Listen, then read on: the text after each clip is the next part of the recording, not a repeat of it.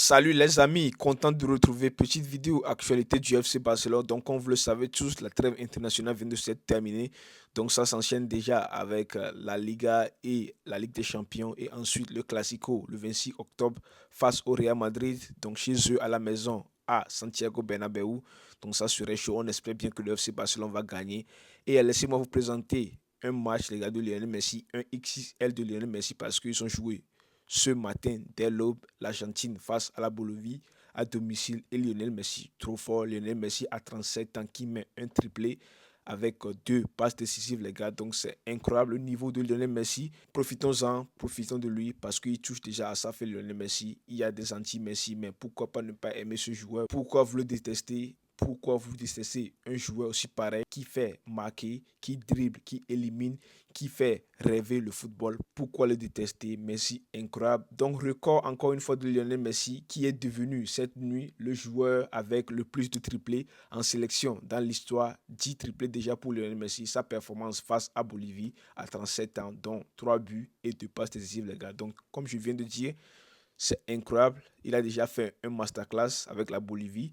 Et ensuite, c'est encore un record, man, les gars. Il a mis 10 triplés, les gars, dans sa carrière avec l'Argentine. Les gars, comme vous le savez, c'est pas facile de jouer en Amérique du Sud. C'est comme si vous jouez en Afrique. C'est pas l'Europe avec qui vous jouez avec Luxembourg, Liechtenstein, Estonie, etc. Non, c'est en Amérique du Sud. C'est dur. Les équipes sont dures à battre parce qu'il y a des gens qui me disent que la Bolivie c'est une équipe faible en face. Non, c'est pas fait parce que les équipes en Amérique du Sud, comme aussi en Afrique, sont très durs à battre parce que le terrain, déjà, toutes les conditions difficiles, c'est pas comme en Europe où les Luxembourg, Estonie, Liechtenstein, Chypre, c'est facile à jouer. Non, c'est pas ça. Amérique du Sud ou bien en Afrique, c'est autre chose. Donc, les gens qui disent ouais, c'est très facile, non, vous vous trompez parce que c'est pas facile de mettre un triplé, les gars, dans un match et encore deux passes décisives, cinq statistiques dans un match. Jamais dans la vie, c'est pas facile de le faire.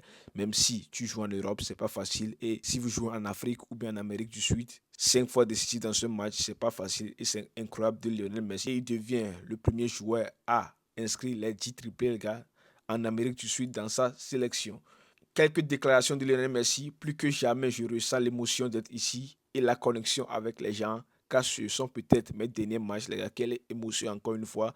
Parce que lui-même, il dit de ses propres mots que c'est peut-être ses derniers matchs, même si je pense qu'il va jouer jusqu'à la Coupe du Monde 2026. Il va l'essayer.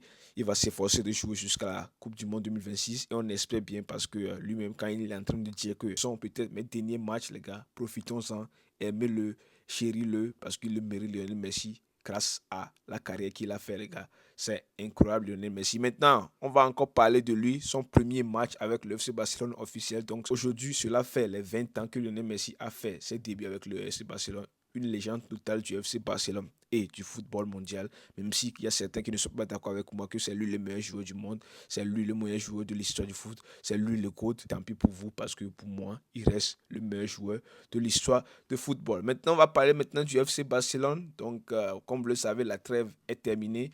Donc, Chesney est en train de s'entraîner. Ils sont tous à l'entraînement. Gavi qui va avoir quelques minutes par ici aussi. Et n'oubliez pas que Chesney, ouais, j'ai oublié Chesney aussi, lui aussi, il va quand même être titulaire face à Séville, je pense bien. Parce que il n'y a pas le niveau pour rester au FC Barcelone.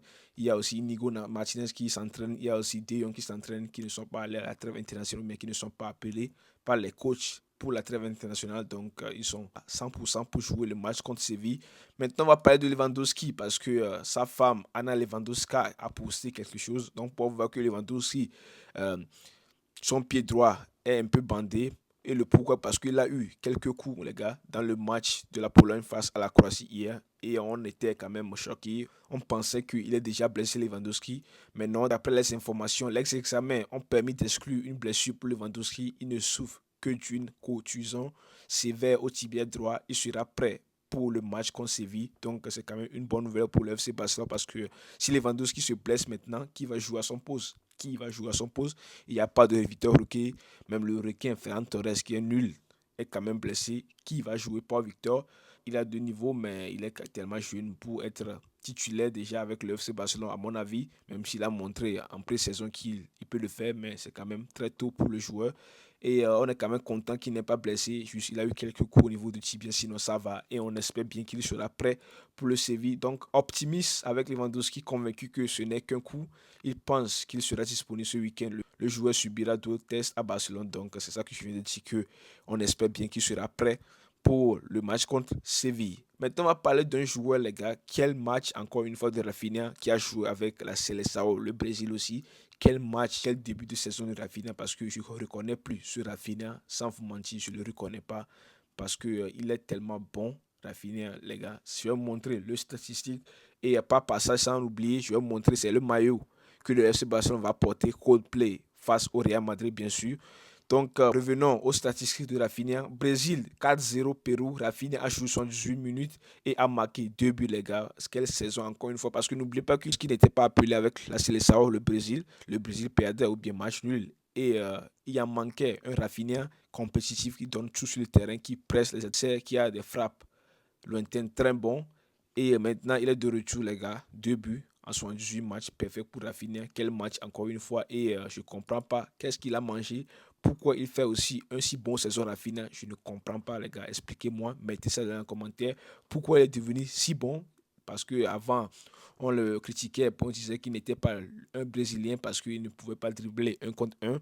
Mais maintenant, il fait tout. Les gars, Rafinha, les passes, les dribbles, tout. Rafinha, il est incroyable ce joueur et on espère bien qu'il va rester au FC Barcelone de nombreuses années et son niveau reste ainsi. Doublé de Rafinha cette nuit, définitivement le meilleur Brésilien du saison. Donc c'est ça que je viens de dire, que le début de saison de Rafinha est incroyable. Lamine Yamal devrait être laissé au repos contre Séville, c'est quand même une bonne nouvelle parce que c'est ça que je veux aussi, qu'il soit au repos, qu'il joue les 20 dernières minutes, les gars, ça me paraît cohérent, ou bien il reste totalement sur le banc, il ne joue pas et l'autre match qui viendra, on le voit, face au Bayern à 100%. Maintenant, voici les 4 matchs qui restent à venir. On voit que le FC Barcelone va jouer à domicile face à Séville et à domicile aussi face au Bayern Munich en Ligue des Champions et ensuite à l'extérieur face au Real Madrid, le Classico, et à domicile aussi face à Espanyol. Donc le FC Barcelone, ça serait pas facile pour le FC Barcelone. Je dois être honnête envers nous-mêmes parce que ça joue à Séville. Je pense que le FC Barcelone va quand même remporter ce match parce que le niveau de Séville maintenant ça va pas, mais face au Bayern ça serait difficile même si ça sera à domicile. Et ensuite 3 jours après, le FC Barcelone va s'enchaîner avec le Real Madrid, le Classico, le grand match, les gars. Si le FC Barcelone arrive à battre ces 2 équipes, le Bayern et le Real Madrid, les gars, ça va prouver encore une fois quelle est la puissance du FC Barcelone ou bien le niveau actuel du FC Barcelone. Ça serait très incroyable parce que moi, à mon avis, je pense que le FC Barcelone pourra battre ce Bayern Munich, les gars, comme c'est à domicile aussi. Même s'il y a des gens qui m'ont dit que ouais, tu as oublié les 7 ou bien les 9 buts à 2 ou bien je sais pas les 7 buts à 2, que Messi a été aussi là, mais non. C'est le FC Barcelone, ça reste le FC Barcelone, même s'ils ont perdu l'autre fois face au Bayern, ça reste le FC Barcelone. Et le Bayern Munich maintenant, je pense pas que c'est le Bayern Munich de 2012, mais de 2013 au Ribéry, des Ruben Yatou. Cette fois-ci, c'est un autre Bayern Munich et c'est un autre FC Barcelone aussi sous Hansi Flick. Je pense que le FC Barcelone a quand même des armes nécessaires pour faire du mal à ce Bayern Munich, même si je pense que le FC Barcelone va quand même encaisser. Mais bref, on espère qu'ils vont gagner le match et le Classico aussi. C'est très important qu'ils gagnent le Classico. Comme ça, ils seront 7 points en avance sur le Real Madrid. C'est très important. Et ensuite, ils vont jouer contre Espanyol, que je pense que le FC Barcelone pourrait aussi gagner ce match. Voici ce que peut ressembler le FC Barcelone 2025-2026 si jamais Laporta arrive à recruter Erling Haaland, même si ça serait difficile. Donc, pour Rafinha, Alan Lamal, Olmo, Frenkie de Jong, Pedri, Balde, Koulibaly, Araujo, Koundé et Ter Stegen. Donc, qu'est-ce que vous en pensez de ce 11 type? Est-ce que c'est quand même très bon ou bien vous préférez Ferran Torres à la place de Rafinha, même si j'exagère un peu, ou bien vous préférez Inigo Martinez à la place de Araujo? Qu'est-ce que vous en pensez? N'hésitez pas de mettre ça dans les commentaires. Je relis tout. Merci à vous et on se retrouve demain pour la suite de l'actualité. Ciao.